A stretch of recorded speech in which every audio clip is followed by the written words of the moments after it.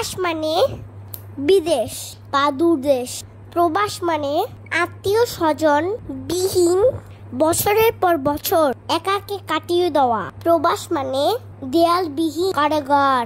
প্রবাস মানে শত দুঃখ কষ্টের সঙ্গে বিরামহীন জীবনে যুদ্ধ করা, ভাগ্য পরিবর্তনের আশায় জীবিকার তাগিদে কারো ছেলে, কারো ভাই, কারো বাবা, কারো স্বামী তাদের অন্যের সুখের জন্য নিজের সুখ বিসর্জন দিয়ে দেশান্তরী হয়ে যায়। এই দেশান্তরী হওয়া মানুষগুলোর সুন্দর নাম হলো প্রবাস। প্রবাসীদের পাঠানো বৈদেশিক মুদ্রা অর্থাৎ রেমিটেন্স বাংলাদেশের প্রধান আয়ের উৎস।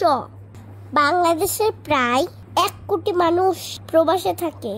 এই 1 কোটির সাথে পরিবারের 5 জন করে সদস্য হিসাব করলে 6 কোটি মানুষের ভাগ্য জড়িত। যারা আত্মীয়স্বজন রেখে দূর দেশে দেশান্তরী হয়ে জীবন কাটাচ্ছে তাদেরকেই প্রবাসী বলা হয়।